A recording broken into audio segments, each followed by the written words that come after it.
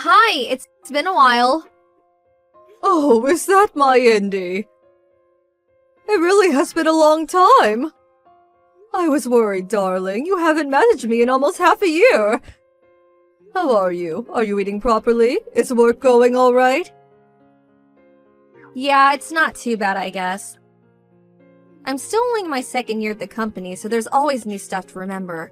That's why I've been too busy to message you. Really? That sounds tough.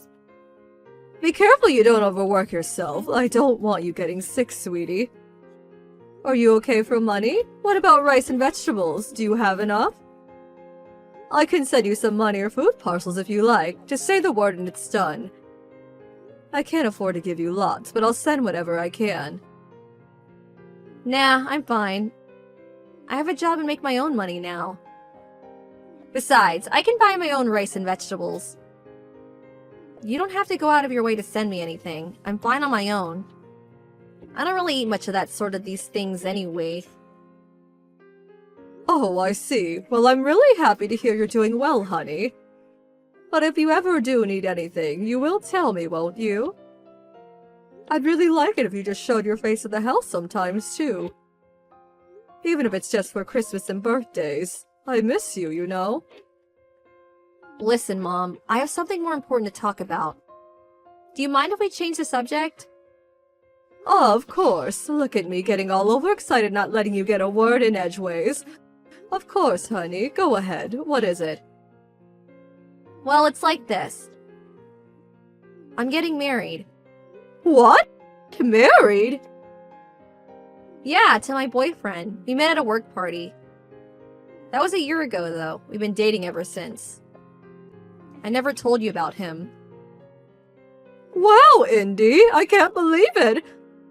I'm so happy for you. I can't tell you how much this means to me. I'll admit I'm a little surprised, but let me assure you, I'll be celebrating for you tonight with a glass of red. The wedding's planned for 6 months from now, but the thing is, I don't want you to come. What? My fiancé is the son of a very rich man who runs a major company. He's intelligent, has a great personality, is good at his job. He's just amazing. I couldn't ask for more. His parents, too. They're kind, always look smart and well-dressed, are stinking rich, and are just all-around wonderful people. I'd be so ashamed to admit to such a decent, respectable people that I was raised in a single-mother household. To tell you the truth, just the thought of them finding out makes me feel sick. That's why I told them I have no parents, and don't know a single one of my relatives. Indy, why are you saying these things? Why would you do that? Oh my god. I've always hated you. You're scruffy and unkempt. You have no fashion sense. You slave away at your minimum wage job to bring home what amounts to nothing more than pocket change. I hated that cheap, shabby old house we lived in, too. I could never bring friends over because I felt so embarrassed. I hated it all. What? I had to endure so much, and the moment I tried to complain, I was told that it just couldn't be helped because we were poor. My clothes and school supplies were always either secondhand or handouts from people in the neighborhood. Throughout my whole childhood, I don't remember ever being bought anything that was actually new. You never came to sports days or parent evenings because you always had to put so many hours in that crappy job of yours. I was so lonely. I felt absolutely pathetic. It's true, I was always busy with work, and you did have to endure things most other children didn't. Which meant I didn't always have the time to give you the attention you deserved, and I understand that must have made you feel very isolated and lonely. I accept everything you say. I'm so sorry, Indy, truly I am. But all of it, everything I did was so that one day I could afford to send you to a good college. I did it all with your future in mind. I did it because I wanted you to lead a happy, fulfilling life. I never asked you to do any of that for me. This is just patronizing. You put me through all that and then have the nerve to act like you were doing me a favor? Indy. I guess I am grateful that you sent me to a good college.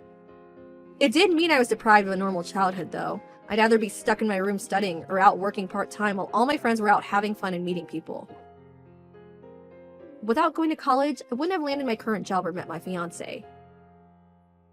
I guess all things considered, on balance, I am willing to call it even. That means there's no ill will, but no positive sentiment either. A flat 0. I guess that makes us more or less strangers. I think it's time for me to cut you out of my life. Cut me out of your life? Why? I'm gonna be the wife of the CEO of a major company before long. That means I'm moving up in the world. You, on the other hand, are still broke, still working that crappy job, still in that decrepit old house. How can I let people know you're my mom? It's embarrassing. Me and you are a mismatch. Socially, financially, we just don't mesh. You get me? That's why I'm cutting you out of my life. Never attempt to contact me again. This is my chance to finally be happy and live the life I always dreamed of. Don't you dare get in my way. I see. If that's what you want, Indy, then there's nothing I can say. It's your life and you should live it as you see fit. But please, just remember that I'm about to tell you. Your mother will always love you, and I wish for you nothing but happiness. Who are you? I don't have a mom. Hey. How's it going? It's Indy. Indy, it's been forever. It must have been, what, 2 years by now? How have you been? How's married life? Are you happy? Yeah, I'm doing okay, thanks. Listen, there's something I want to let you know, or rather ask of you. Oh, of course. There's something I want to let you know too, Indy. I'm getting remarried. Huh? You see, I felt like a weight had been lifted from my shoulders after you went off to live your life. I suddenly felt filled with energy. So I committed to building a new life for myself. I started going to a local ballroom dance club in the neighborhood last year. I've been toying with the idea of giving it a try since forever, but I was so busy with work I never really got the chance. You? Ballroom dancing? I know, right? I had my doubts about it working out at my age, too. But when I plucked up the courage and actually went, I had a whale of a time. I made lots of friends there, too. Now we all go out for drinks regularly. Anyway, me and one of my dance partners started getting along really well. We realized we had the same interests, similar personalities. His name's Donald Silverstein. His wife passed away 3 years ago, and all of his children have flown the nest and have their own lives to lead now. So he currently lives on his own. After we hit it off at the dance club, he invited me out to dinner. Then we got together, and after we dated for a while, he got down on one knee, popped the question, and asked if I'd do him the honor of spending the rest of my life with him. Isn't it just amazing?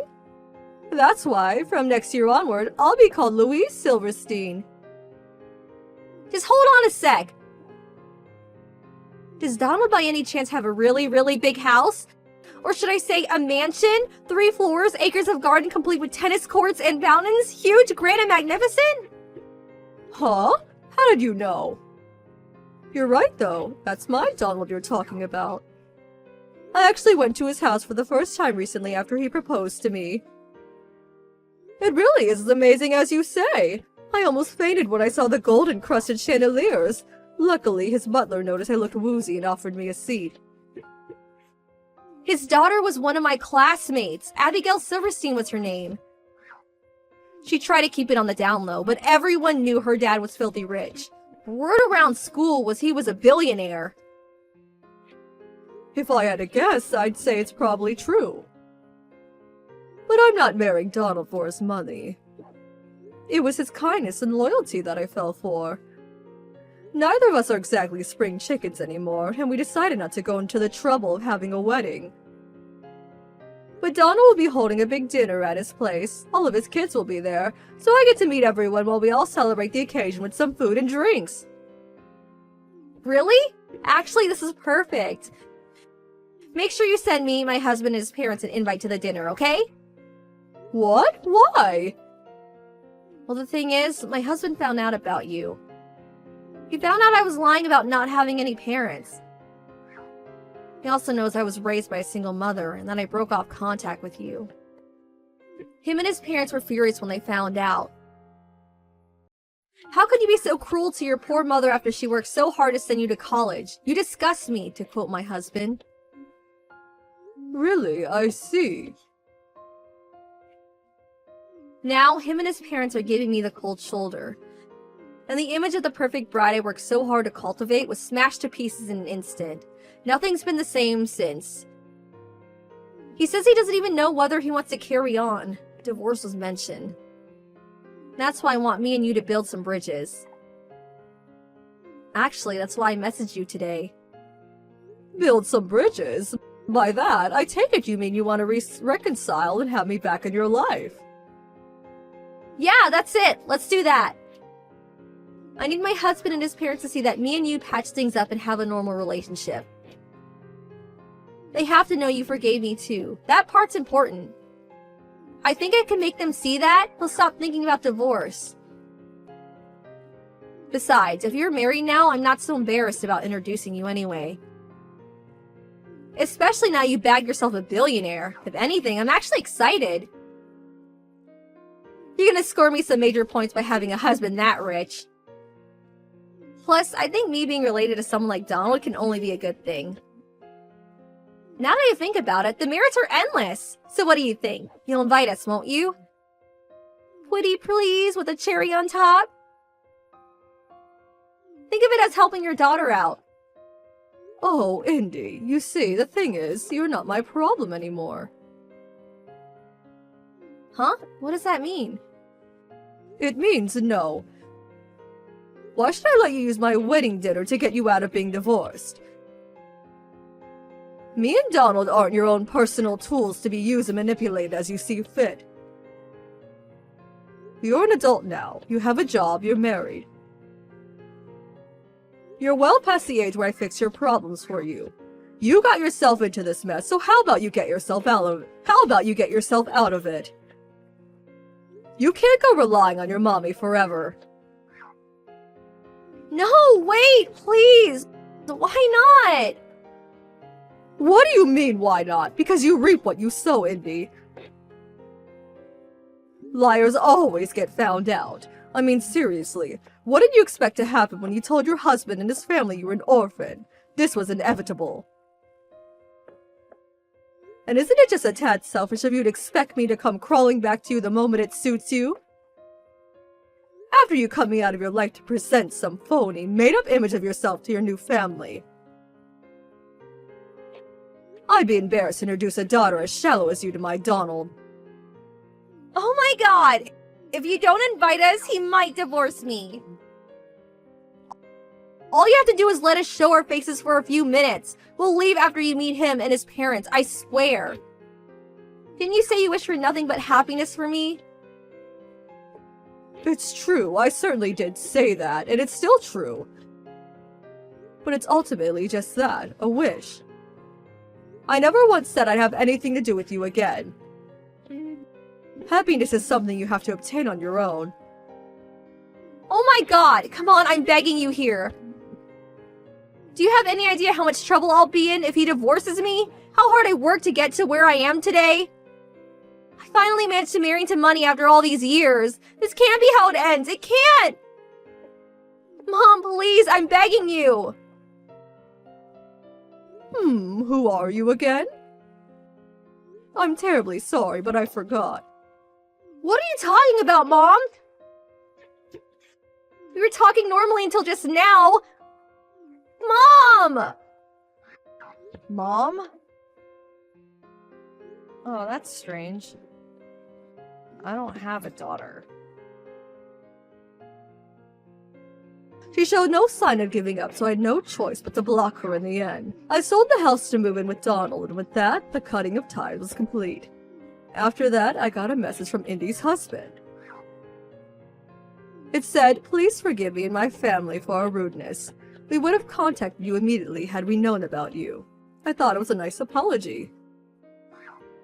Indy's relationship fell apart over the whole lying about being an orphan thing. Eventually, just as she feared, her husband divorced her. He kicked her out in the streets, and she had no choice but to move into the cheap old apartment she stayed back in college. Her standard of living was suddenly in the gutter, and with her life crashing and burning before her eyes, she was forced into long hours of overtime to keep up with the rent and student loan repayments. I also apologized to her ex-husband for the stress and inconvenience my daughter had caused him and his family. Since then, I haven't had contact with Indy, or anyone involved with later. A year later, me and Donald tied the knot. He and his kids are just darlings who are so very kind to me. I'm the happiest I've ever been in my life, and I'm filled with optimism for the future. Excuse me, are you there, Hazel? There's a car parked in our garage that we didn't put there. It's yours, isn't it? Why is your car in our garage? Oh, that's right. I did mean to tell you. Sorry. It's just that I'll be borrowing your garage for a little while. But please, don't pay it any mind. I knocked on your door to let you know, but you were out. So I decided to leave it there anyway. Thanks a bunch. I go out to the company for 5 minutes, and this is what happens? Why did you put your car in our garage? Isn't there a car park right next to your house that you can use? I'm seeing a client at my house right now, so that space is taken. He couldn't get into the car park, so I had to move our car so he had some space. That's why I'm borrowing your car garage for a little while. Be a darling and let me use it until tomorrow, okay? You're borrowing our garage? This is a little difficult for us, you know, Hazel. You can't just go letting yourself onto our property without permission, with your car in the garage. We can't get our own car in there. Would you please hurry up and get it out? Sorry, sweetie. I can't move it right away. I hope you can forgive me. Don't worry, though. I'll move it tomorrow morning, though, so chill. What? Tomorrow? That puts us in a seriously difficult spot. Me and my husband are going out soon and won't be back for the morning. Oh, you are? Well, this is just perfect then. Just park your car wherever you end up staying. You probably have lots of money to spare since you don't have any kids. So be a darling and kill some time until the morning, won't you, sweetie?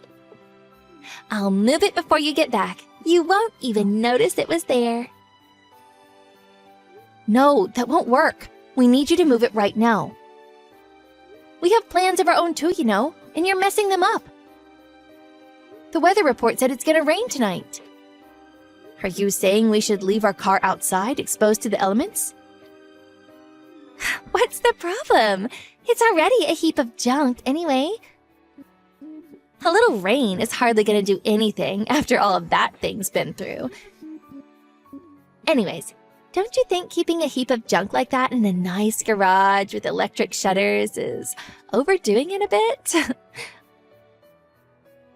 Our car was not only more expensive than yours, but it's much prettier. It's a far more suitable candidate to be in there. You should be grateful we're finally putting your garage to good use. Stop messing around, Hazel. Get over here and move it now. It's in the way. You can harp on at me until you're blue in the face, but if I can't move it, I can't move it. And it's as simple as that. Like I said, I'll get it out tomorrow morning. You and your husband might be childless, but we do have kids to think about. So you should be grateful for the chance to help out a neighbor in a pinch. What the hell does whether or not we have kids have to do with anything? Ugh, that's it. I've had enough. I don't have time for this anymore. Me and my husband are going out now. The house is going to be empty, so we're locking all the doors. We also have to lock the garage shutters for security reasons. Which means you're not going to have access to your car until we get back. Do you understand? Is that all right with you? Oh, it's fine. Don't worry. If anything, it's better this way. No one can vandalize it while it's safely locked away in your garage. My mind is at ease. Well, fine. You said it, Hazel. I'm taking this as your official position on the matter, so don't come complaining to me later on. Whatever happens, me or my husband won't be getting involved.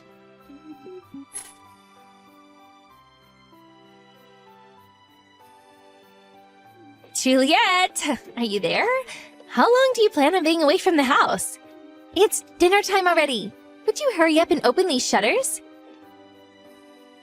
What do you want? I was asleep. Not what do you want? My car! Give me back my car! C-A-R! Oh, your car? What's a C-A-R? I don't think I've ever heard of those before. Don't screw around with me, Juliet! Give my car back. I told you I'd be coming to collect it this morning. Hurry up and open the garage. That's impossible. We just arrived at our destination. So you'll have to give up on your car until we come home. How long are you going to be gone for? You said you'd both be coming back this morning, didn't you? Who said we'd be back this morning? I don't remember saying anything like that at all. Me and my husband won't be coming home for a little while. We're staying in Japan for 3 months, starting today. Huh? Me and my husband are in Japan right now. We're on a business trip. You know how me and my husband work at the same company? Well, you see, our boss asked us if we'd like to do this one as a couple. We'll only be on work business for the first 2 months, though. They said we can vacation on the company's dime for the last month, an offer we intend to take full advantage of. Basically, we're on a sightseeing trip. So, I'm terribly sorry, but we won't be coming home for 3 months. Huh? Wait, what? 3 months in Japan? You have to be joking me! I'm very happy to admit that I'm 100% serious. Sorry. Good luck without your car. Look on the bright side. You'll get heaps of exercise. I guess one bonus of the flexible schedule that comes along with being childless is being recruited for exciting overseas business trips. No! You can't do this! I need that car! How dare you leave for so long? What do you plan on doing about our car? It's gonna be locked away in your garage, gathering rust for a whole 3 months at this rate. You can harp on at me until you're blue in the face, but if I can't move it, I can't move it. And it's as simple as that. I mean, I'm not even in America anymore, you know? I brought the key for the house and the garage with me, you know? Which is why the situation with your car is a little difficult. No, wait. Not difficult. Impossible. Oh, if only I had psychic powers, I could open those shutters for you in an instant. Stop it, Juliet! Is this all one big joke to you? Come back and open the garage, now! If you don't, I'll break the shutters. Is that all right with you? I mean it. Do you know how much electric garage shutters cost? We're talking at least $2,500 at the minimum. I hope you're aware that you'll be paying for anything you break. Oh, and by the way, we have a contract with a private security firm. Which means that if you trigger the motion sensors on our cameras or break anything, the security guards will be there in minutes. The police will most likely come too. Well, I'm going to report you to the police for stealing my car. I see absolutely no problem with breaking the shutters to retrieve my stolen car. I can't see why I should have to pay a fine for that. The way you think is a little disturbing, Hazel. Do you have a criminal record by any chance? Do you, by any chance, fantasize about baseball bats with nails in them? Even if you did report me to the police, you wouldn't be allowed to enter my property to retrieve your car without my permission. If there's even so much as a scratch on those shutters when we get back, You'll be paying in full. I saved all of the chat logs from yesterday. The police will take one look at them and understand immediately that you parked in our garage without permission. I made it clear that I closed and locked the shutters before we left in my messages. If you call the police, you'd only be shooting yourself in the foot. Well, what on earth am I supposed to do then? If I don't get my car back to its usual spot before the end of the day, I'll be in big trouble. Hazel, I'm fairly certain I already explained the situation to you several times. Would you like me to tell you again? You won't be able to get your car back until we get home. Who was it who said, "Yes, okay, no problem"? Just give it up already. Ugh, this can't be happening. Please, I really will be in trouble. Please, just send me the key. Cash on delivery is fine, I'll pay. Just send me the key in the mail. You've got to be kidding. There's no way I could do something so careless. Anyway, me and my husband will be back in 3 months. Your car's battery will probably be empty by then. But please understand that it's completely your fault for leaving it in our garage without permission. I have work today, so I'm heading off to bed soon. It's the middle of the night here, you know. No, wait! I said wait! Please! You have to get me that key somehow. This is really bad. You have no idea. My husband will find out about everything if I don't get the car back. I have no idea what that means, but I'm tired. I'm turning off notifications from you because I want to enjoy this trip in Japan to the fullest. Good night.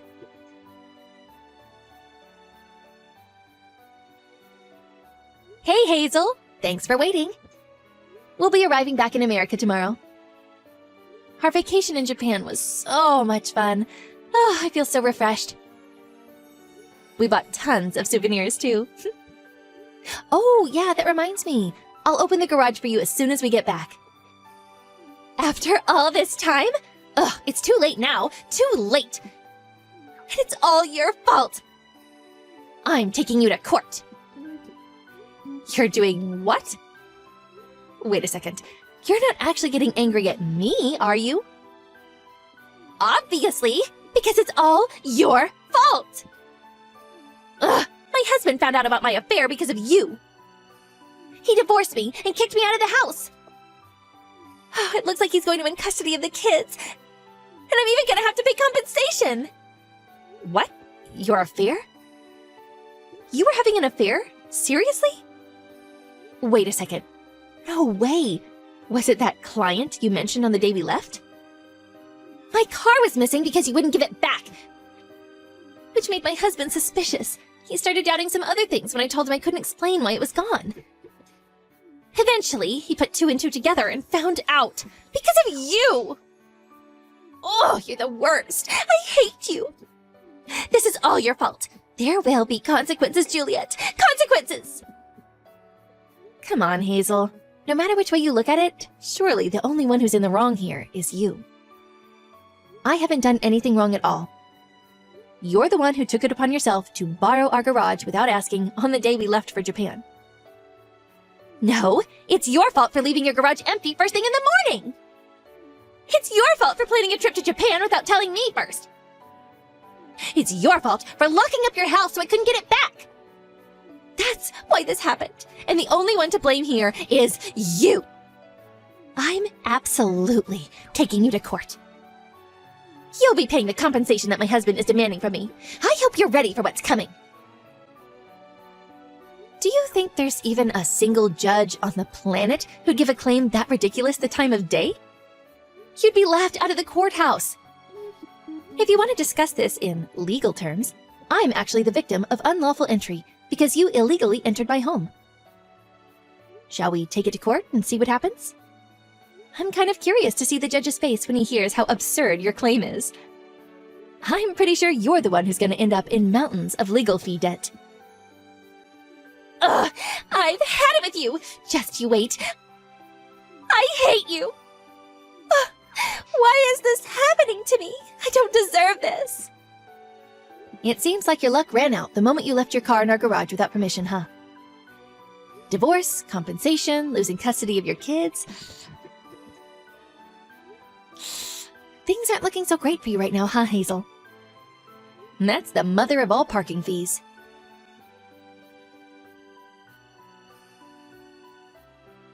When me and my husband arrived home the next day, Hazel's husband turned up to collect his car and offered his sincerest apologies.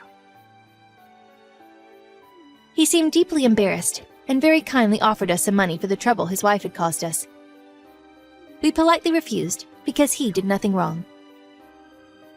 I mean, I did make my fair share of inflammatory comments to get a rise out of her, and I deliberately didn't tell her we were going away on business to Japan. And so, with the battery completely drained, Hazel's car was towed away by a recovery vehicle. Later on, the divorce was finalized, and the two of them hashed it out in court.